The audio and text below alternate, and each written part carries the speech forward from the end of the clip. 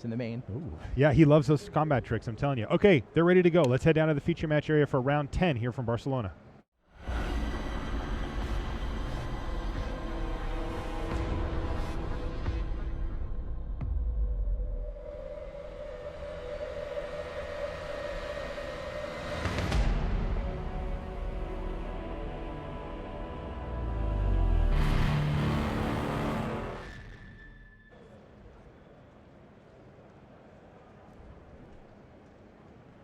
Hello and welcome to coverage of Grand Prix Barcelona. Marshall Sutcliffe in the booth with Randy Buehler. And we're ready for round number 10. Looks like we've got Alexander Hayne versus Brad Nelson here. We can't ignore this match from our feature pod. Okay, fair enough. And we do have Fabrizio in the feature match area. You saw him on our wide shot there. We're going to jump over and make sure that we get checked in. I actually thought that we were going to watch him, so that was my mistake.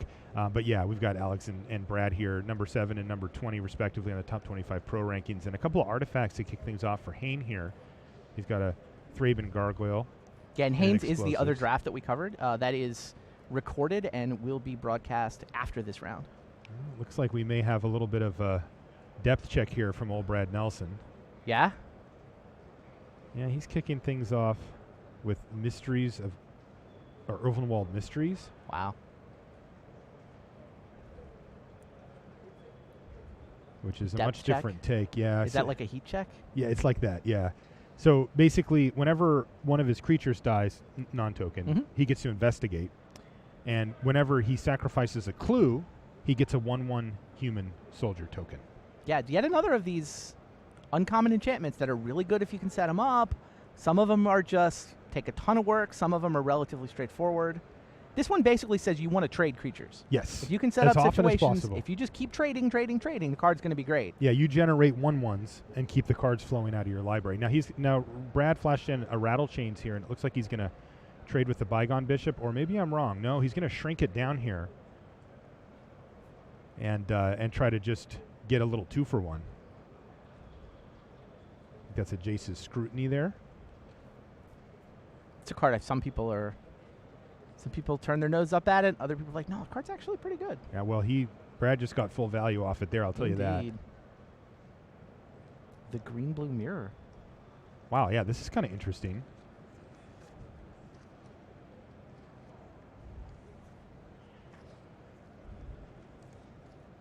There's a Briarbridge Patrol as the follow-up for Alexander Hayne before passing the turn back to Nelson, who's going to attack with Rattle Chains here. It's got flying. Alex can kill it if he wants with the explosive apparatus, but he's going to have to carve out a niche of time where he wants to spend the mana to do that, as the apparatus is pretty inefficient. But he'll be happy to have that opportunity just to get that flyer out of the air if he doesn't have another answer. Each player is with a clue token, and there's a Bygone Bishop now for Nelson.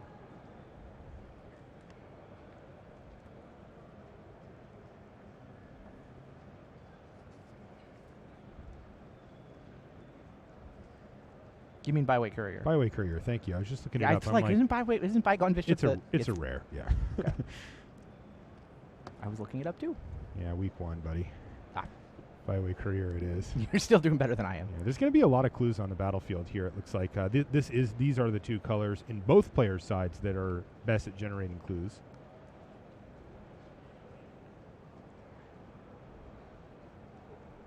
Hayne is deciding how he wants to approach this turn. John Yard Explorers and another clue. He's even got a land, and he's just going to pass the turn back. These decks look sweet.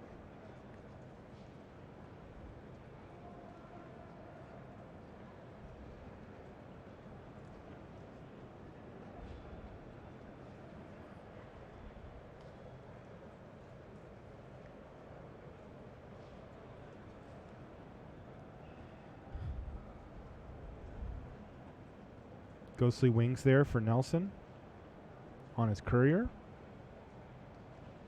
Is that just a card you play in this format? It seems to be creeping towards that. I haven't figured it out yet myself. It's the second time I've seen one this weekend. Yeah, I know Sam likes it too. That's 2 very good Magic players who aren't even testing together, who both have concluded Ghostly Wings is good. That's a lot of evidence.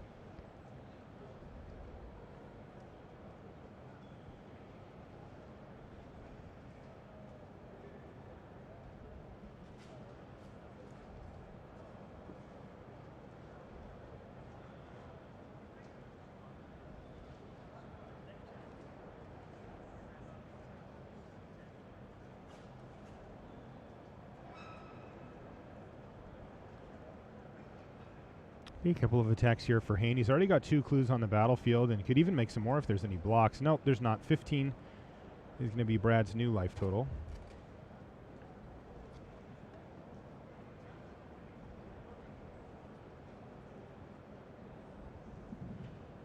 And Rabbit Bite is going to take down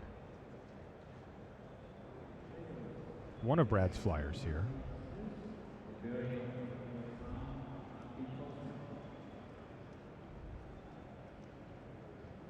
Two mana available for Nelson. Could be just the wind. He could also just want to crack a clue. Oh, it is just the wind. Wow. Yikes. Wow. I found it quite difficult to get punished by Rabbit Bite, but by plain Rabbit Bite, it seems to be pretty free and easy in the format, but that is certainly one way that can happen. Here's a Graph-Mole now for Alexander Hayne on the follow-up, but that was a tough one for Alex. Huge setback for him. And there's a human for Nelson who's going to crack that clue here in his main phase. Gets that from the Oldenwald Mysteries.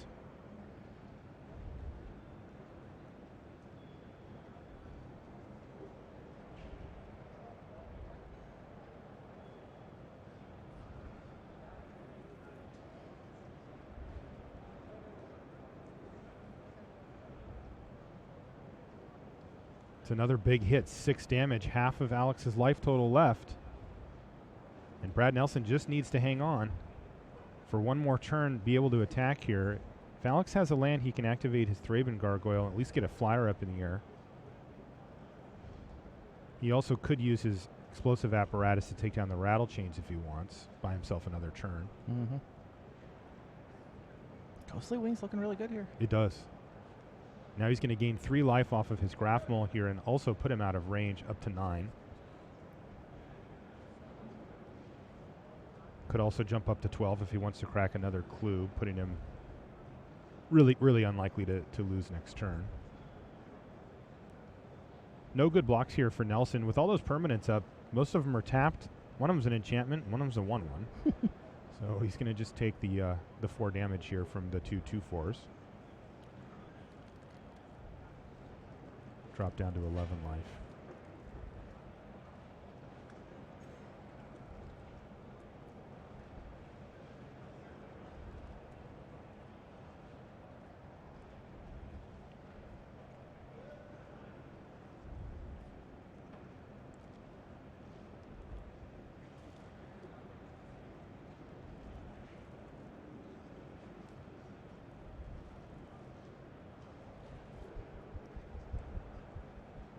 He's going to ship the turn back here. Did Silent Observer? It is. Rattle Chains is giving that flash because it's a spirit. Yeah, Broken Concentration says, no, I will not let you have another flyer, even if it is just a Silent Observer.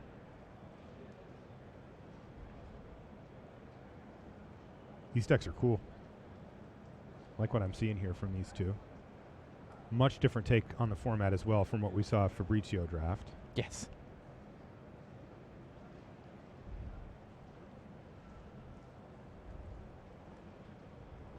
Lambhole Pacifist. Indeed. Yeah, and Brad's just going to pass the turn, leaving himself up 4 mana here.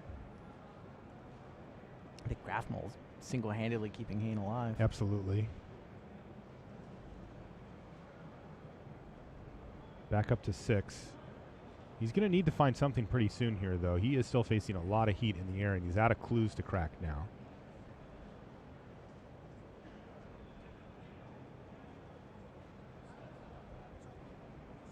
Here's a Gloom Widow. Oh, no. Nope, deny existence. And that's game. Brad Nelson. Deny existence for the win? Yeah. That just happened? Yeah, he just denied Alexander Hayne's existence for that game, picked up the first one. I'm like, and okay. We're going to go to our sideboards. He could talk me into playing Ghostly Wings. I'm supposed to be playing Deny Existence too? I don't know. Everything looks better with Rattle Chains out, right? Because, like, you can play so many he's got things. werewolves and all these counter spells. All right, let's look at Marcio Carvalho versus Brian Bronduin here. Brian, as you can see, started yesterday 9-0. So did Marcio. Our table one was stacked. Huey Jensen's up there as well, also neglected to pick up a loss on game 1, and looks like we got a little bit more of a slugfest at this one, at least on Marcio's side, who's playing a blue-red Madness deck, it seems. BBD, he's got a Thing in the Ice with 3 counters on it. He's also got a Daring Sleuth, which has been transformed, and a Clue token. His life total's 13. Well, he's okay.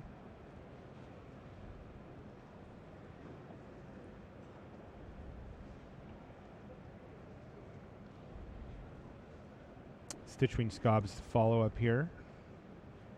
Hinterland Logger off the top for Brian Bronduin from that Clue. Let's see what he finds with his draw step. This would be a pretty good time to go ahead and play 3 instants and or sorceries, because this board state from Marcio looks pretty frightening.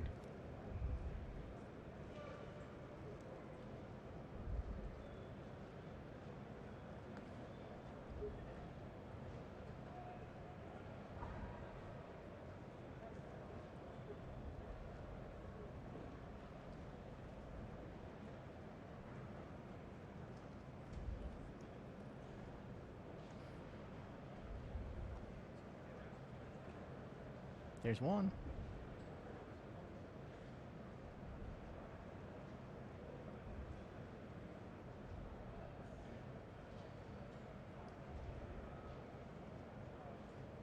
Man, Pieces of the Puzzle?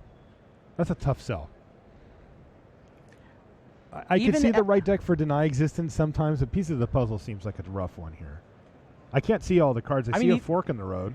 If there's a Pieces in the Puzzle deck, it's the Thing in the Ice deck. It's true. You're totally right about that. He's not even blue-red, though. Like, he's not even in the spells color. He has found two things, though. I just wonder if he can cast them both, because if he can, Thing in the Ice is going to do some serious work here.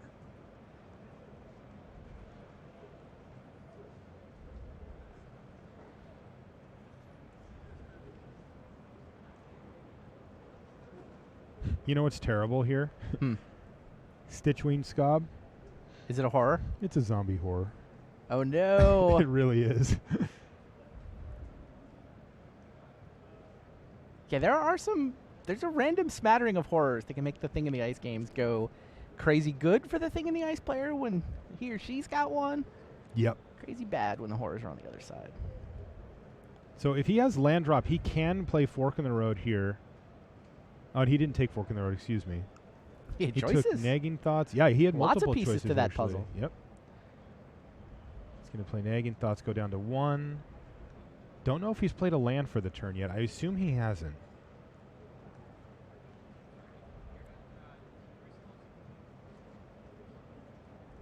He finds land. And he has not played one. So here we go.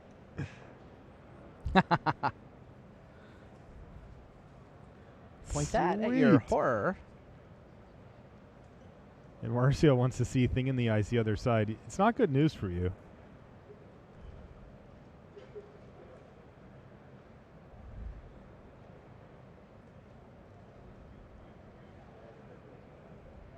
So Thing in the Ice results first, right? That is how that works, yeah. Found that out the hard way. I used an Expose Evil. I didn't get my Clue because my creatures cards were gone. I mean, I didn't have another choice, but that was sad. All right, Reckless Scholar is going to get activated in response.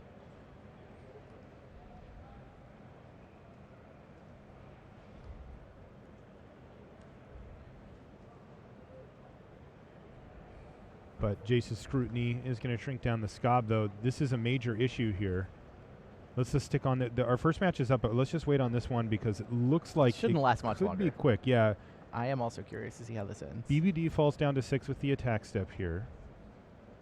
Then he has a lethal attacker, but we know that Marcio can kind of dump his hand and put 2 to 3 creatures back on the battlefield. Wow, he's going to start with Tormenting Voice? Wow. Well, he must have something very specific in mind here. Blood Mad Vampire. Okay, That'll so do. he was going to do that anyway. Draw 2 cards, and then he's also got a 2-drop in his hand.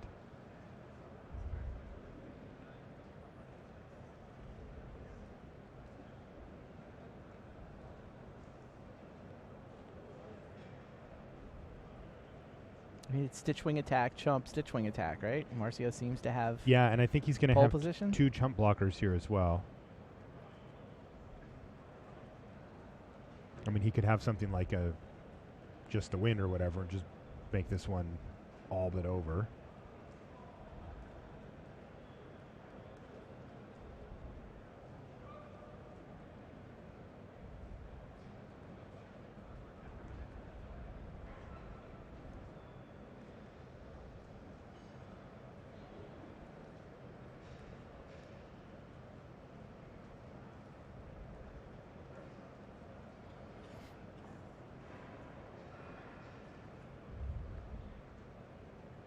Okay, he's going to play Reckless Scholar and pass the turn back. So this does leave him with 2 chump blockers and a lethal attacker in the air, and really puts the pressure back on Brian Braunduin to do something here.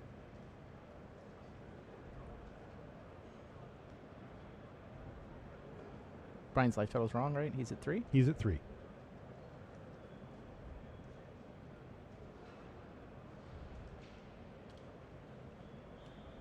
Weird, they just put him to 5.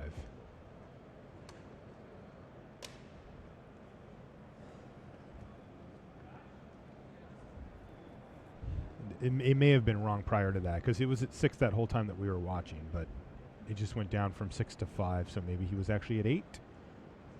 Don't either. I'm assuming Marcio's at 7. He That's just jump blocked. That's a big difference. No, he is at 3. Okay. Okay, so it was just a little slow to get that updated, but he is in fact at 3 life. And that means that the Scob is lethal, and BBD has to have something here. He doesn't need much. Right. With a lethal threat on the ground, he's putting massive pressure on Marcio Carvalho, but Marcio's the one who all he has to do is turn this card sideways. Oh! Storm Rider Spirit at instant speed here to trade. Does this work? Wants to flash out a 3/3 flyer. Marcio could have any number of counters or removal, bounce spell, anything to get that thing out of the way, and the game's over. Okay, it resolves. Go to blocks.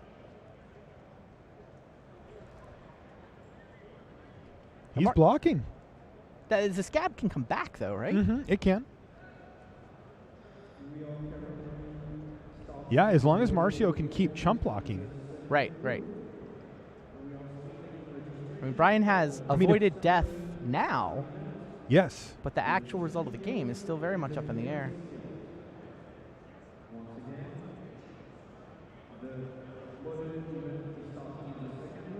What is this, spiteful motives, maybe?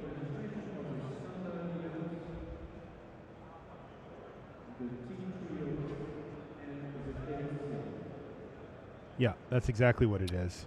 Aha. So that does make this from a trade to a chump block for BBD, but nevertheless, he is still alive here. Sanguinary Mage is a follow-up. And another 2-drop Many as chump well. blockers. Yeah, this is going to be really tough for BBD now. Just that many chump blockers is so rough.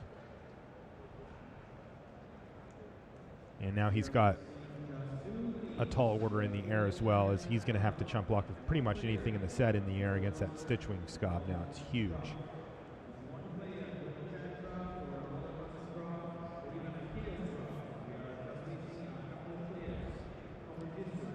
You can see game 2 is well underway on our main match. We'll flip right over to that once this one ends. I did want to, we were catching the final cool stages game. here, and I wanted to see how it ended. This is not looking good for Brian Braunduin in game 1. A bounce spell would serve him very, very nicely here. Indeed. But even then, he's facing multiple issues, because if he attacks and forces a chump block, he's still facing a potentially lethal crackback, depending on what Marcio has, given the creatures just that he has on the ground.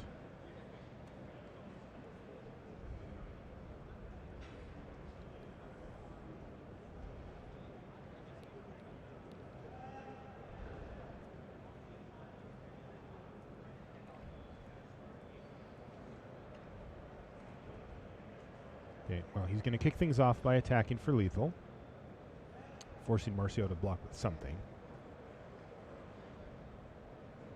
Probably just a Sanguinary Mage. No. All right, so he stays alive. Land for the turn from BBD. And what does he have? This needs to be very, very good. Solitary Hunter. Solid. And the Daring Sleuth with 1 card left in his hand. But all Marcio has to do is turn his Stitchwing Scob sideways, and he can pick up this first game.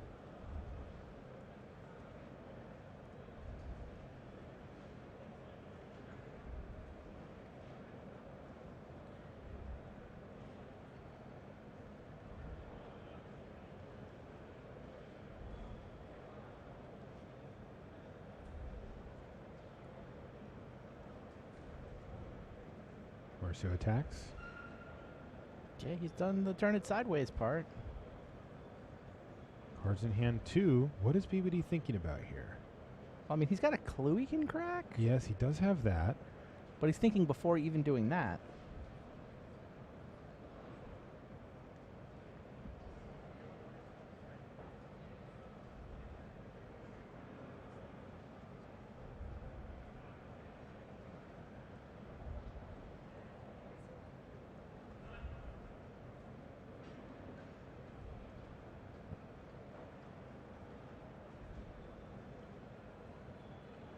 Oh, he has just the wind. Holy smokes. Yeah, nothing to do but just point it at the Scob and hope this works. If it Does Marcio does, have an though, answer? I don't know. Because if he doesn't, things are looking really bad for Marcio. Wow, BBD. He waited a while to cast that. But he had it. He had it just to win in his hand. What is Marcio up to here with the rearranging lands? What can he be thinking about? Is he going to use his Reckless Scholar here to try to find something? Does he have a counter in his hand? BBD's out a card, so if Marcio has it, all he has to do is just say nope, and then that's it. So it's pretty clear that he doesn't have that. Remember, both these players are 9-0 coming from sealed as well.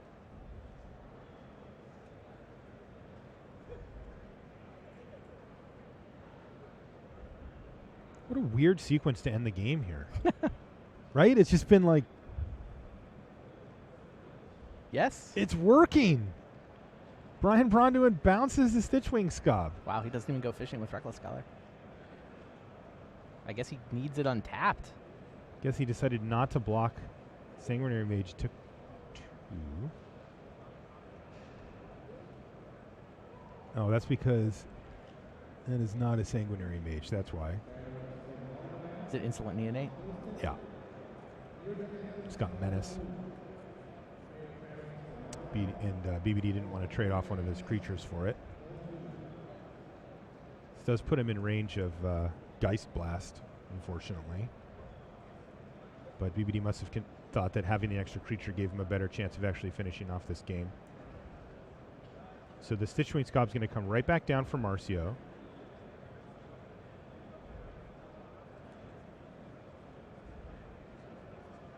And that is going to get returned to, or going to get killed here, it looks like. Yeah, returned to his hand and then discarded is what happened since Marcio has the Stitchwing Scob as the zombie. So that's huge. Bounce and make you discard. Yep. And BBD with no cards in hand has to do it. So he's going to sacrifice the clue, which is going to turn his Daring Sleuth over and find him. He's got a land and another spell I couldn't quite see. Whew. Wow, I'm kind of glad we stuck on this game. This has been an insane finish to this game.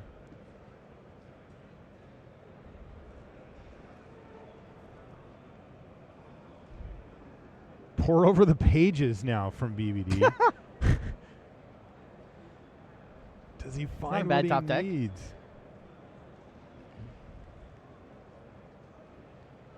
Gonna discard a land here. It's tough without the flipped thing in the ice, though. What is he attacking with to win this game?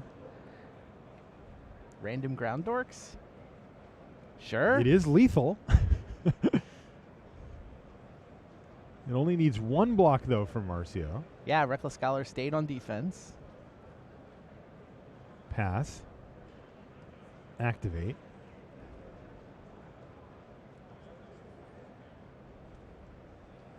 A little more information here for BBD, but unless he can get rid of the flyer once again, he's going to lose to it in the air. Third turn in a row for Marcio where he's attempted to attack for lethal with Stitchwing Scout. He's actually got 2 lethal threats here as well, because he drew a combat trick, or he looted into a combat trick, making the Insolent Neonate a double strike 2-powered, and that's it. Wow. So Marcio Carvalho does pick up the game over Brian Braun-Duin. That's only game 1, though. Crazy. So we're going to keep an eye on that, but let's jump back to our main match, which is still in game 2. And there's a pile of humans in the middle there for Brad Nelson, who's got that Ulvenwald Mysteries. He's just playing that thing like a violin. He's also up a game over Alexander Hain here. But Hain looks like he showed the other side of his deck here. Lots of werewolves. He's got a Hermit of the Natternals there. He's got a Solitary Hunter. Hey, it's like Brad played 2 spells last turn, flipped them all back over. It does seem like that, doesn't it? So a lot of Alex's creatures turned sideways in our little picture-in-picture. Would explain Brad being down to 7, but is he stabilized now?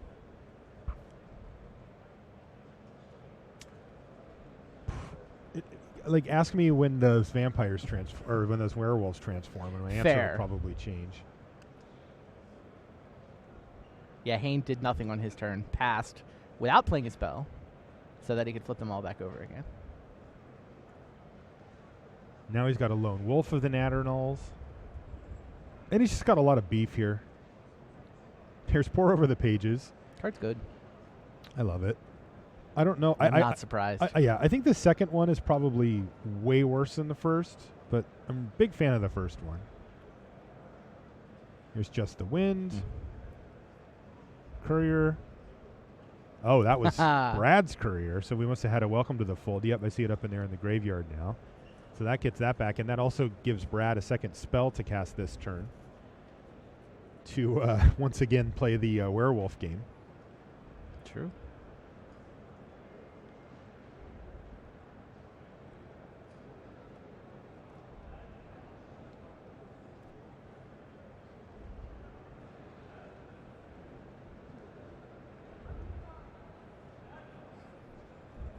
Brad just needs to keep playing 2 spells every time it's his turn, right? Yeah, how hard is that? And by the way, you can't play any on Alex's turn, or else Alex starts drawing cards from his Hermit.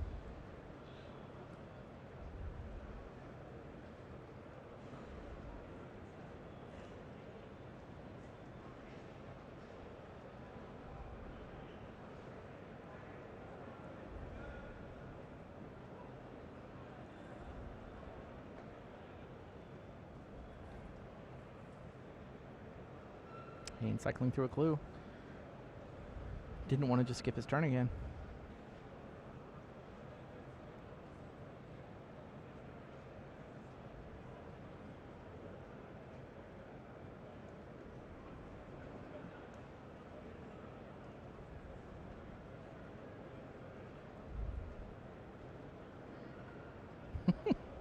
Brad playing 2 spells anyway. Hey, look.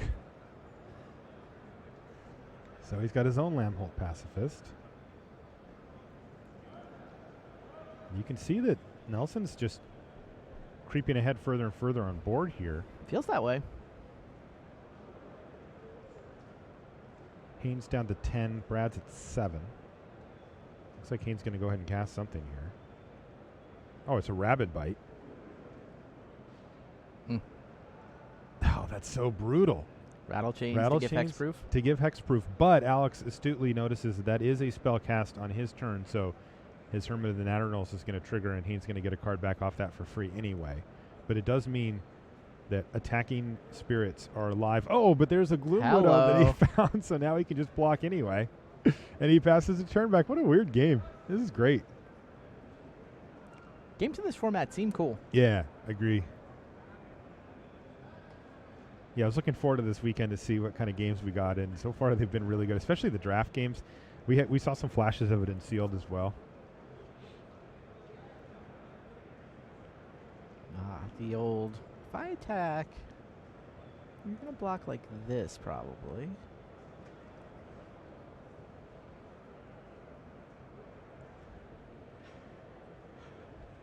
Is it time? The pacifist can't attack right now. Living up to its name. So it's just going to be the Air Force here for Nelson. Gloom Widow, though. Yeah, if he, I mean, these Niblis. What is that? I can't quite see it. I couldn't see, but it got rid of the Gloom Widow, and it also is going to pump up the Niblises. So he's getting in for a good chunk of damage, and now going for his scribe here. The manic Was it Jason scribe. Scrutiny? Yeah, it might have been. So it must have been block, scrutiny. Nibilis is big enough to win the fight and survive. Yeah, we didn't see a lot of cards moving around there, but it could have been verbal. Scrutiny. Yeah, okay. That makes sense. And then, the Manic Scribe showing plan B here from Nelson. There's all these random instants and sorceries in the format with Investigate. And I think one of the things I was interested in, how good are they, right? Jace's Scrutiny, is that a card you're supposed to play? So far, all of them seem good. You can play them just because they basically give you your card. They're free. Back. Yeah. The Investigate, it's even better than Cantrip in a weird way. Like 2 mana to draw a card has always been the formula for cantrips. But the fact that you're on the installment plan, I think, just makes them better. Nagging thoughts here for Nelson. So he just keeps working his way through again. Nelson has just been using so much of his mana every turn and creating such an advantage. And now it's time to finally attack with the team. He's still got the Scribe, the Pacifist, and then that one Niblis is still tapped down. And Alex wants to know, may I block?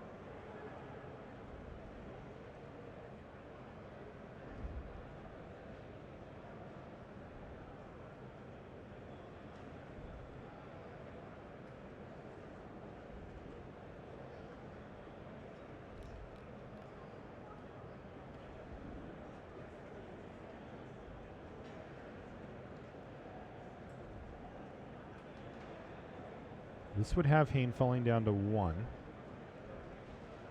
And anything from Brad to get that Niblis of Dusk triggered would be game. And that's it. All right. So Brad Nelson wins the match 2-0 over Alexander Hane in the blue-green mirror match. Brad Nelson looked like he had the deck that was a little more what you would think of when you think of blue-green in this format with, some enchantments and some clues and some kind of tricky stuff, where Alex's deck looked a little bit more blue-green tempo, what you'd think of maybe in a traditional format. Some bigger creatures and some tempo plays to help push them through. So let's jump back over here to BBD, Brian Braunduin, and Marcio Carvalho. And see what they've got going on.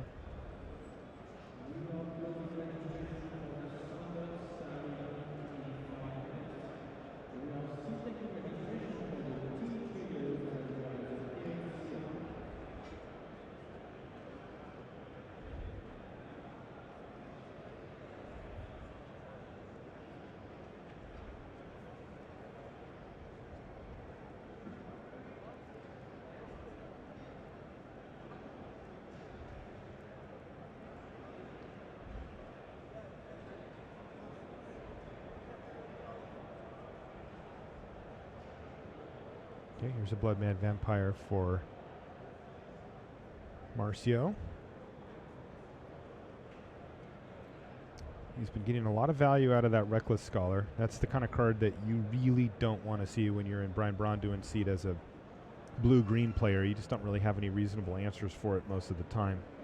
And it sits there and generates so much advantage. As you can see right now, Marcio's doing this as a block. Now, unfortunately for him, though, he did have to double block here. The Wolves, and that's got to be huge for Brian Braunduin, who also follows up with Pour Over the Pages. Wow. So BBD way ahead this game, and he's got Marcio Carvalho up against the ropes with a Thing in the Ice on 1 as well.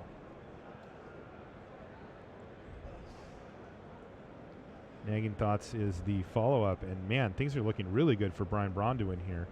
We saw him stave off loss for, well, more turns than I think a lot of people thought he could in that last game, but ultimately lose to the Stitchwing Scob in the sky. But here it looks like he's been much more assertive, and you can see Duskwatch Recruiter there. One of the nickname we have is, mythic uncommons, we call them kind of jokingly, but that these uncommons that just seem to be super, super powerful, and Duskwatch Recruiter is definitely near the top of that list, if not at the top of it.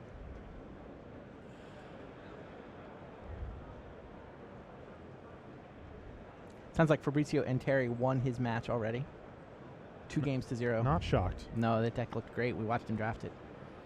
We'll get to watch Alexander Haynes draft as soon as this round is over. Here's a Gibbering Fiend now for Marcio, but that is not the kind of card that you want when you're trying to block and when you're under a lot of pressure.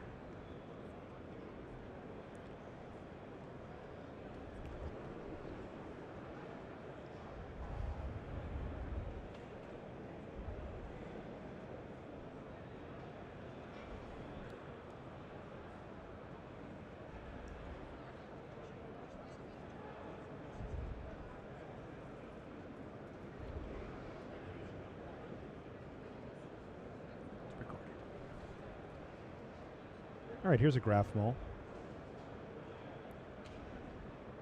Graph Mole is just going to be an attacker here, though, this game, which is weird. A lot of times you view that as more of the shields up, gain some life, block a bunch, make the game go long. But right now, Graph Mole's ready to rumble and get in the red zone here and finish off Marcio along with friends.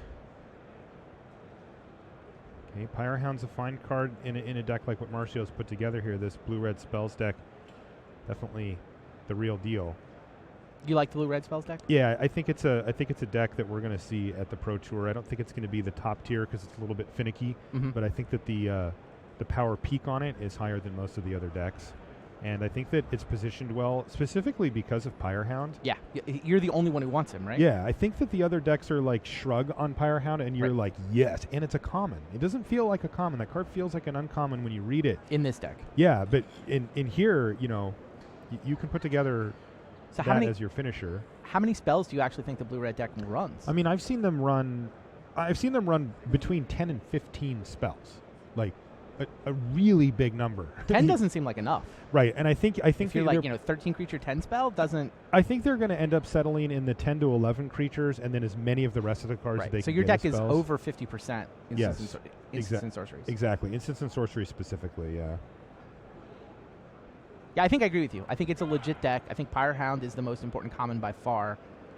But yeah, you have to just get out of the habit of saying I want 15 creatures, and instead think I want 15 spells. Yep. Okay, so that was Geist Blast there for Marcio to take down the Hinterland Logger.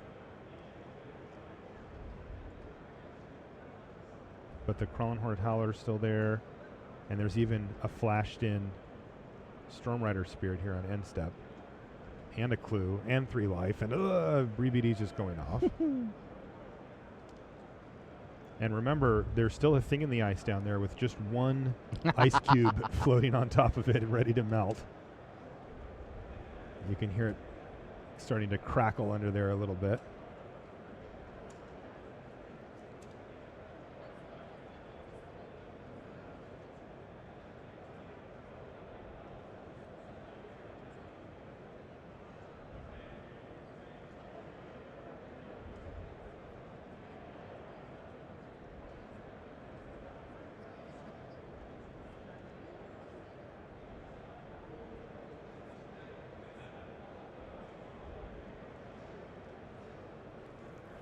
Interesting spot here, that Pyrohound doing overtime as a 3/4 blocker here.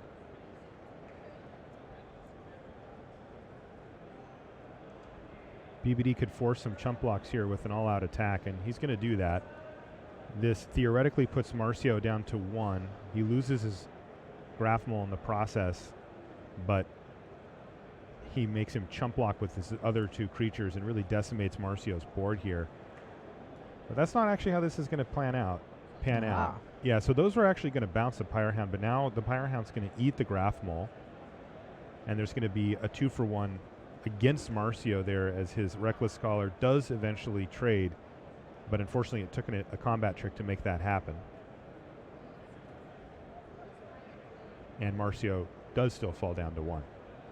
Yeah, there's still a lethal flyer. Absolutely. Lethal flyer, and there's still a thing in the ice looming as well. Though at this point, you got to wonder if BBD even wants to crack the thing in the ice. No, he doesn't. He wants to win the game with the flyer. If Marcio can deal with the spirit, then sure. Yeah. Maybe he's even sitting on an instant that could save the spirit from a removal spell, right? Awkward. Be fun. Okay, well, the line's pretty straightforward here for BBD as far as stage 1, which is just to attack in the air and see if that works. Now, if he's got anything he wants to do pre-combat, could change things. Yep, attack. What does Marcio have? He's got his own. Yeah, spirit of its own. All right. Well, pre-blocks. He's going to loot here. And then he's going to play his own Storm Rider. He's going to block and trade, and that works.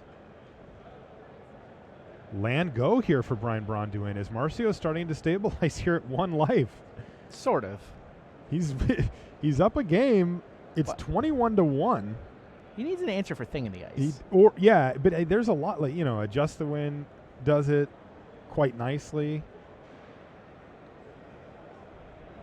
There's a fork in the road though for BBD, and he's going to go for it here. Let's see what happens. All right, trigger this.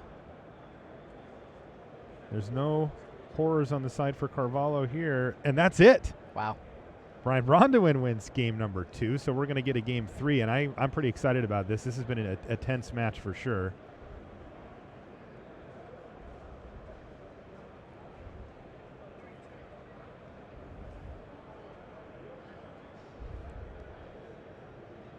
Whoa, these guys are all business down there in the feature match area too. Look at those mugs. Sure. No messing around. You can see Neil Rigby there as well. He's the one manning our graphics computer this weekend. Big match. Both players 9-0. Yeah, I believe Pod 1 had 7 players on 9-0 and then a single player on 8-0-1. So yeah, somebody will be 12-0 in first place all by themselves. That's Huey. That's Huey, you're calling it already? I mean, it's not a stretch. I'm not saying he's a lock, but I'm not saying I would bet on anybody else over Huey. Yeah, I guess that's all I was really saying too. Especially these are the other 2 guys with well-known resumes, and they're paired against each other. So Yep.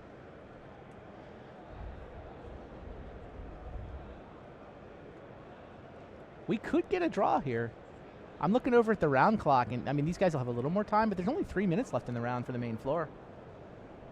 Wow, so yeah, they're going to be somewhere around the 6 minute. 6, yeah. Wow. 7, it looks like. We're being They're told they 7 have right 7 now? minutes. Yeah, that is not a long time, and these players have had some really tricky, tight spots here where they've needed to take some extra time to make sure that they didn't mess up the sequencing, especially with a brand new set as well, where you're still getting down the feel of like the madness cards and the looting and when do I do what. Right. And that's really taken its toll on the clock here. It'd be a real shame to see a draw come out of this match. I'm sure both players are going to be keenly aware, though, and they're going to play very quickly. They're both capable of it. They know when to slow down to make sure that they don't, screw up. There's an insolent neonate here for Marcio, and a daring sleuth for BBD.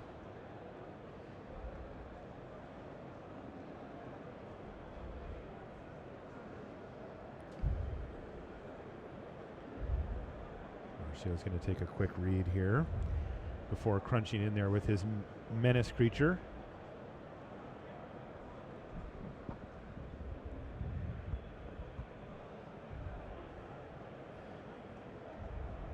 And here's pieces of the puzzle right away for Brian Braunduin. Was that a swing and a miss? Yeah, it was a complete miss.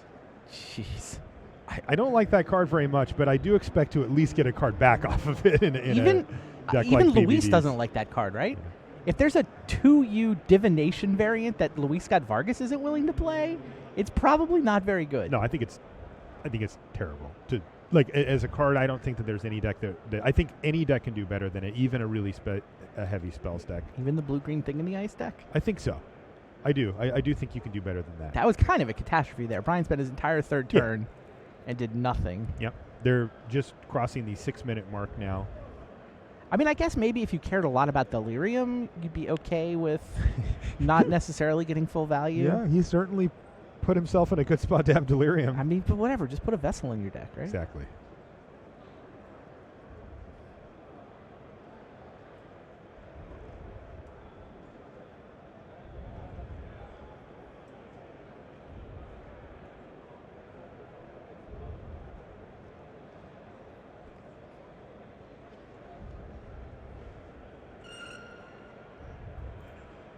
Meanwhile, Marcio's getting his aggression going here.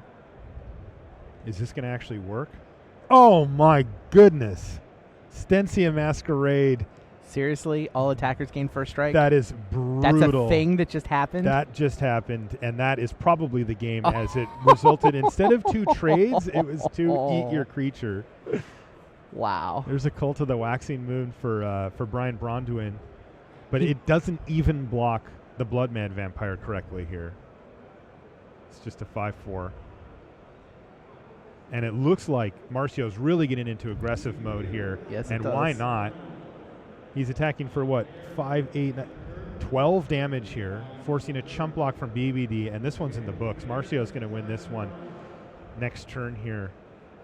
And I don't think there's anything that can get BBD out of this mess, and that's it. So Marcio Carvalho, with short clock in a hard-fought match, ends up winning off of Stencia Masquerade from that loot. That was absurd. That was pretty crazy.